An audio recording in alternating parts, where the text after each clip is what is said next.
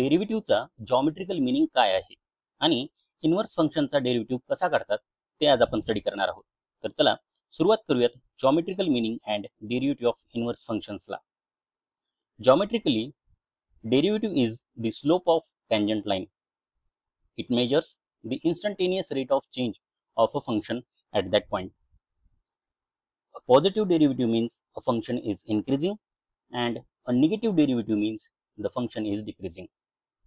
Geometrical perspective study करत असताना derivative indicates the slope of tangent line. फिजिक्सच्या point of view जर का स्टडी करायचं झालं तर it is a instantaneous rate of change. जर डेरिव्हेटिव्हची व्हॅल्यू पॉझिटिव्ह असेल तर फंक्शन हे इन्क्रीजिंग असतं आणि डेरिव्हेटिव्हची व्हॅल्यू जर का निगेटिव्ह असेल तर ते फंक्शन डिक्रीजिंग आहे असं आपण जॉमेट्रिकली म्हणतो. इथे एक फंक्शन दिलंय y is equals to X square. त्याचा हा ग्राफ आहे. आता या एक्स स्क्वेअरला वेगवेगळ्या पॉइंटला जर का आपण टँजंट लाईन ड्रॉ केली तर त्या लाईनचा स्लोप म्हणजेच त्या फंक्शनसाठी त्या पॉइंटला डेरिव्हेटिव्ह असतो.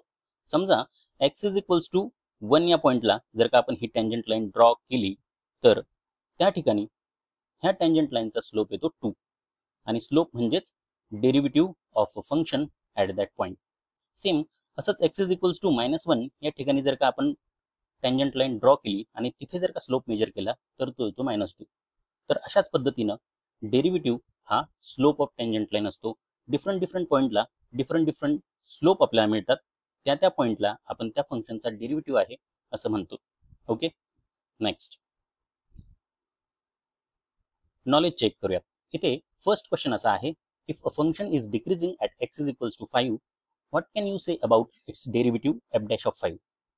आताच आपण जॉमेट्रिकली बघितलंय, जर का फंक्शन डिक्रीजिंग असेल तर डेरिव्हेटिव्ह हा निगेटिव्ह असतो, means less than 0. So second option is the correct option. Okay, next is derivative of inverse function. The fundamental theorem. If y is equals to f of x is a differentiable function of x such that dy by dx is not equals to 0 and its inverse x is equals to f inverse of y exists, then x is equals to f inverse of y is a differentiable function of y and derivative of f inverse of y is equals to 1 upon f dash of x, or more simply dx by dy is equals to 1 upon dy by dx, or dy by dx is equals to 1 upon dx by dy. इथे inverse function साठी एक fundamental theorem आहे. y is equals to f of x ने जर का ह्या सगळ्या condition satisfy केल्या, f inverse of y exist झाला आणि डिफरन्शिएबल असेल तर आपण त्याचा डेरिव्हेटिव्ह काढत असताना असा आपल्याला फॉर्म्युला मिळतो, derivative of f inverse of y is equals to 1 by f dash of x, किंवा आपण सिंपल पद्धतीनं dx by dy is equals to 1 upon dy by dx असा हा फॉर्म्युला आपल्याला इथे मिळतो. या फॉर्म्युल्याच्या मदतीनं आपण इथे प्रॉब्लेम्स सॉल्व्ह करू शकतो. आता इन्व्हर्स ट्रिग्नोमेट्रिक फंक्शन साठी काही स्टँडर्ड फॉर्म्युले आहेत ते आपण बघूयात. First is derivative of sine inverse of x. It is equals to 1 upon root of 1 minus x square. Derivative of cos inverse of x is equals to minus 1 upon root of 1 minus x square. बघा, sin inverse चा derivative 1 upon root of 1 minus x square, तर cos inverse of x चा derivative minus 1 upon root of 1 minus x square येतो. Next is tan inverse of x. Its derivative is equals to 1 by 1 plus x square. And the derivative of cot inverse of x is equals to minus 1 by 1 plus x square. Tan inverse चा derivative 1 upon 1 plus x square, तर cot inverse चा derivative minus 1 upon 1 plus x square. Next is sec inverse of x. Its derivative is 1 upon mod of x into root of x square minus 1. And derivative of cosec inverse of x is equals to minus 1 upon mod of x into root of x square minus 1. Sec inverse साठी 1 upon mod x into root of x square minus 1. आणि cosec inverse साठी -1 by mod of x into root of x square -1. इथे एक महत्वाची गोष्ट अशी की C या अल्फाबेट पासून स्टार्ट होणारे ट्रिग्नोमेट्रिक फंक्शन्स, मग ते कॉस इन्व्हर्स असेल, कॉट इन्व्हर्स असेल किंवा कोसेक इन्व्हर्स असेल, तिन्हींचा डेरिव्हेटिव्ह हा निगेटिव्ह असतो. Okay, cos inverse, cot inverse आणि कोसेक इन्व्हर्सचे जे काही डेरिव्हेटिव्ह येणार आहेत ते निगेटिव्ह आहेत, बाकी सर्व पॉझिटिव्ह आहेत. पण हे 3 जे डेरिव्हेटिव्हचे फॉर्म्युले आहेत हे निगेटिव्ह आहेत. ओके, अशा पद्धतीने आपण इन्व्हर्स ट्रिग्नोमेट्रिक फंक्शनसाठी हे स्टँडर्ड फॉर्म्युले बघितले.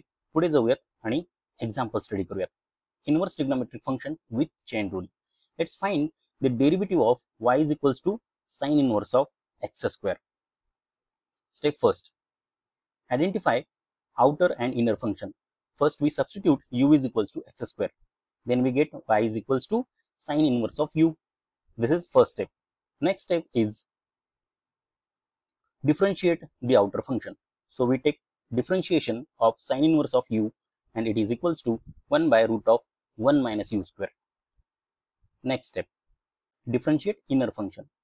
We also differentiate x square and we get its derivative is equals to 2x.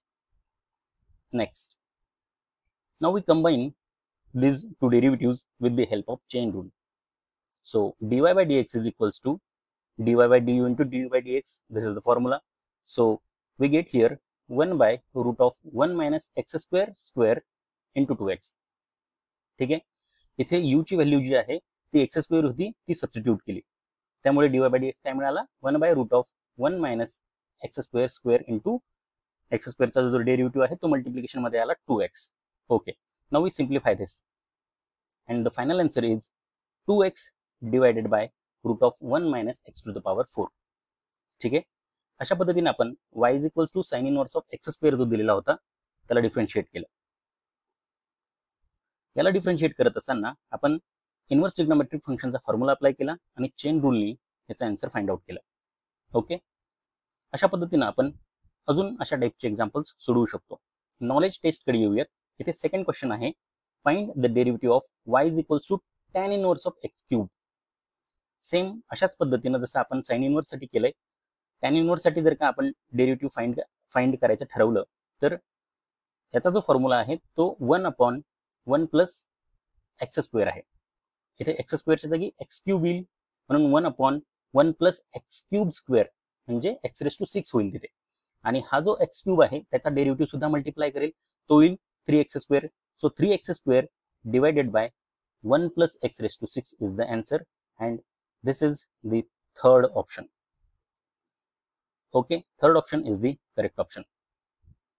Derivative of tan inverse of x cube is equals to 3x square divided by 1 plus x raised to 6. Next question, question number 3. What is the slope of the tangent line to y is equals to 1 by x at x equals to 2? Slope of tangent line म्हणजे derivative 1 by X स्क्वेअरचा derivative calculate केला तर तो येतो -1 by x square, आणि त्यामध्ये जर का x ची व्हॅल्यू 2 सबस्टिट्यूट केली तर ती येते -1 by 2 square means 4. So -1 by 4 is the final answer, and first option has -1 by 4. So first option is the right answer. Okay, next question, question number 4. What is the derivative of y is equals to cos inverse of 2x. The derivative of cos inverse is -1 by root of 1 minus x square. इथे x square च्या जागी 2x आहे म्हणून तो होईल 4x square, आणि 2x चा derivative 2 जो आहे तो सुद्धा वरती मल्टिप्लाय करेल, म्हणून आन्सर असेल -2 divided by root of 1 minus 4x square, जे की थर्ड ऑप्शन मध्ये आहे. So third option is the correct option for the question 4. Okay, Next question is find the derivative of y is equals to e raised to tan inverse of x. आता e raised to tan inverse चा derivative e raised to tan inverse येतो, पण tan inverse चा जो काही derivative आहे तो multiply करावा लागतो आणि तो येतो 1/1 plus x square. तर अशा पद्धतीने e to the power tan inverse of x divided by 1 plus x square असा आन्सर त्याचा येईल, आणि ते आहे थर्ड ऑप्शन मध्ये. त्यामुळे जे आन्सर आहे ते आहे option number 3, e to the power tan inverse of x divided by 1 plus x square. Okay, अशा पद्धतीने आज आपण जॉमेट्रिकल मिनिंग आणि इन्व्हर्स फंक्शन साठी स्टँडर्ड फॉर्म्युले आणि डेरिव्हेटिव्ह कसा फाइंड आउट करतात ते बघितलं. तर आता इथे थांबूयात. थँक्यू.